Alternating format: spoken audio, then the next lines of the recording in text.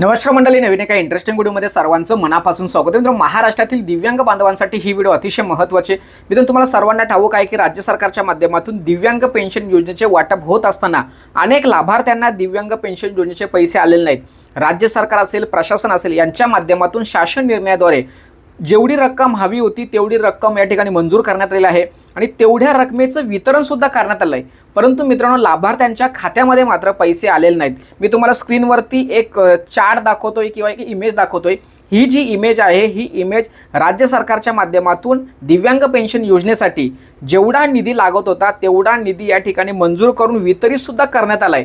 परंतु लाभार्थ्यांच्या डेटाबेसमध्ये थोडासा प्रॉब्लेम असल्या कारणाने हे पैसे त्यांच्या खात्यामध्ये गेलेले नाहीत. आणि मित्रांनो, ही जी तुम्हाला इमेज दाखवली किंवा फोटो दाखवला, हा लाईव्ह स्ट्रीम आहे, लक्षात ठेवा. म्हणजे तुम्ही स्वतः सुद्धा गुगलवरती जाऊन बीम्स प्रणाली, आता तुम्हाला सर्वांना ठाऊक आहे की मंत्रालयाच्या माध्यमातून जेवढाही पैसा संबंधित विभागाला वितरित केला जातो हा बीम्स प्रणालीच्या माध्यमातून वितरित केला जातो. तर ही जी बीम्स प्रणाली आहे याच्यावरती तुम्ही काम करू शकता, तुम्ही ती पूर्णपणे माहिती घेऊ शकता. म्हणजे आपल्याला किती पैसे मिळाले, वितरित किती आले, खर्च किती आले, राहिले किती, हे सर्व तुम्हाला चेक करता येणार आहे, लाईव्ह चेक करता येणार आहे, सर्वांना चेक करता येणार आहे. ही जी माहिती आहे ही सरकारने ओपन ठेवलेली आहे, तुम्हाला सहज पद्धतीने चेक करता येणार आहे. मित्रांनो, या सर्व गोष्टीचा अभ्यास करता तुम्हाला ही माहीत पाहिजे की आत्ता सध्या स्थितीला ज्या लोकांचे पैसे वितरित झालेले नाहीत त्यांचे पैसे किती शिल्लक आहेत, त्याचा अभ्यास सुद्धा तुम्हाला आणणं खूप गरजेचं आहे. जेव्हा तुम्ही तहसील कार्यालयात जाता त्यावेळेस तुम्हाला या सगळ्या गोष्टी सांगायच्या आहेत की सर, आमचे पैसे आहेत, आम्हाला ते मिळाले पाहिजेत. फक्त तुमच्या हलगर्जीपणामुळे हा सगळा गोंधळ झालाय. कालच्या व्हिडिओमध्ये आपण स्पष्टपणे सांगितलंय की तुम्हाला पैसे न येण्यासाठी जबाबदार व्यक्ती कोण आहे, तर तहसीलदार हे त्या गोष्टीसाठी जबाबदार असणार आहे. पण तुमचे जे पैसे आहेत हे पैसे शिल्लक आहेत, तिथे किती पैसे शिल्लक आहेत, किती वितरित झालेत, या सगळ्या गोष्टीचा अभ्यास आपण या व्हिडिओमध्ये सविस्तरपणे जाणून घेणार आहोत. व्हिडिओला सुरुवात करण्यापूर्वी चॅनलवरती जर नवीन असाल तर कृपा करा चॅनलला सबस्क्राईब करा. अशाच महत्त्वपूर्ण अपडेट या चॅनलवरती येत असतात. चला तर मित्रांनो, व्हिडिओला सुरुवात करूया.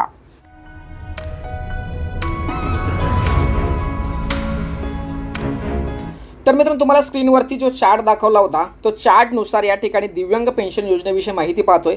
तर या ठिकाणी बघा, एकूण रकमेची मंजुरी किती मिळाली होती, 2,582.35 कोटी रुपये इतका निधी राज्य सरकारने या योजनेसाठी मंजूर केला होता. आणि तेवढाचे तेवढा पूर्ण रक्कम ही संबंधित विभागाने म्हणजे दिव्यांग सक्षमीकरण विभागाने वितरित सुद्धा केला आहे. जेवढाही रक्कम हवा होता तो सर्व रक्कम या ठिकाणी DBTसाठी वितरित करण्यासाठी पाठवला होता, कोणी, दिव्यांग सक्षमीकरण विभागाच्या माध्यमातून. परंतु मित्रांनो, तिसरा मुद्दा बघा, खर्च झालेली रक्कम मात्र 697.96 कोटी इतकी रक्कम फक्त या ठिकाणी खर्च झाली. म्हणजे किती, जी रक्कम मंजूर केली होती तेवढ्यापैकी फक्त 27% रक्कम या ठिकाणी वितरित झालेली आहे, खर्च झालेली आहे. बाकी सगळी रक्कम जशीच्या तशी आहे, लक्षात ठेवा. म्हणून या ठिकाणी आपण एक सूत्र तयार करून तुम्हाला स्पष्टपणे दाखवतोय. शिल्लक रक्कम किती, तर शिल्लक रक्कम बरोबर वितरित वजा खर्च. म्हणजे तुम्हाला जेवढी रक्कम या ठिकाणी मंजूर झाली होती, किती, 2,582.35 कोटी इतकी रक्कम तुम्हाला मंजूर झाली होती, तेवढी वितरित सुद्धा झाली. आणि खर्च किती झाली होती, 697 कोटी. मग राहिली किती, 1,884.39 कोटी इतका निधी हा शिल्लक आहे, लक्षात ठेवा. म्हणजे अजूनही आपले पैसे शिल्लक आहेत, प्रशासनाकडे किंवा विभागाकडे पैसे आहेत, म्हणजे आपल्याला ते पैसे मिळायला पाहिजे. कारण या ठिकाणी बघा, मी आणखी एक चार्ट सोप्या भाषेत तुम्हाला सांगतो. या ठिकाणी बघा, एकूण मंजुरी किती, 2,582 कोटी. वाटप किती आले, म्हणजे विभागाला वाटप किती आले, 2,582 सर्व वाटप झाले.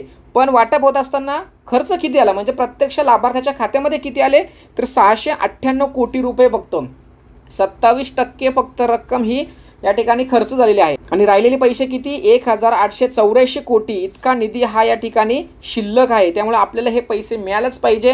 आता हे पैसे तुम्हाला मिळवायचे असतील, पाहिजे असतील, तर काय केलं पाहिजे, नेमकं अडचण काय झाली होती, तर या ठिकाणी बघा काही मुद्दे मी या ठिकाणी काढलेत. UDID कार्डवर तुमचा जो नंबर असतो हा अपडेट नसेल, म्हणजे UDID कार्ड जो आहे तो तुम्ही अपडेट केला नसेल, किंवा आधार ऑथेंटिफिकेशन तुमचं फेल झालं असेल, UDID कार्ड व आधार कार्ड यामधील जी माहिती आहे ती मॅच नसणार, बँकेचा सर्व्हरचा प्रॉब्लेम असू शकतो, किंवा SAS पोर्टल पेंडिंग अप्रूव्हल, म्हणजे सामाजिक न्याय विशेष विभागाची जी वेबसाईट आहे त्यावरती जे पोर्टल आहे त्या पोर्टलवरती तुम्हाला अप्रूव्हल मिळालं नसेल. त्याचबरोबर डिस्बर्समेंट फेल केसेस काही असू शकतील, बेनिफिशरी डेटा इनकम्प्लीट म्हणजे लाभार्थ्याचा डेटा इनकम्प्लीट असू शकतो. त्याचबरोबर डुप्लिकेट किंवा सनस्पेस केसेस असतील, डुप्लिकेट एंट्र्या झाल्या असतील किंवा बोगस लाभार्थी असतील, त्याचबरोबर यासाठी आधार ऑथेंटिकेशन पूर्ण केलं पाहिजे.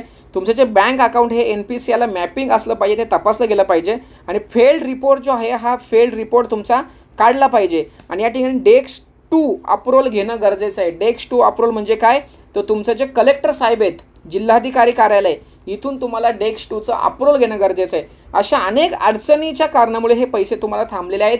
आणि ह्या सगळ्या गोष्टी तुम्हाला कुठे सॉल्व्ह करता येणार आहे किंवा कुठे तपासता येणार आहेत, तर तुमच्या तहसील कार्यालयामध्ये ह्या सगळ्या गोष्टी तुम्हाला चेक करता येणार आहे. म्हणून तुम्ही तहसील कार्यालयामध्ये जाऊन तुमची माहिती अपडेट करून घ्या, स्वतः चेक करून घ्या, नुसतं जाऊन बघू नका. आणि त्या ठिकाणी गेल्यानंतर ते लोक सांगतात का बाबा सर्व्हर चालू नाही, हे नाही चालू, असं काहीच नाही, सगळं काही चालू आहे. फक्त बघा. आणि हे जे काही आपली रक्कम ही किती 1884 कोटी रुपये हे जे शिल्लक आहेत, आपलेच आहेत ते, पण शिल्लक आहेत, तर ते आपल्याला मिळाले पाहिजे. यासाठी तहसीलदार कार्यालयातून पुढाकार घेऊन त्या पैशाची मागणी केली पाहिजे. अशा पद्धतीची सविस्तर माहिती तुमच्यासमोर ठेवले.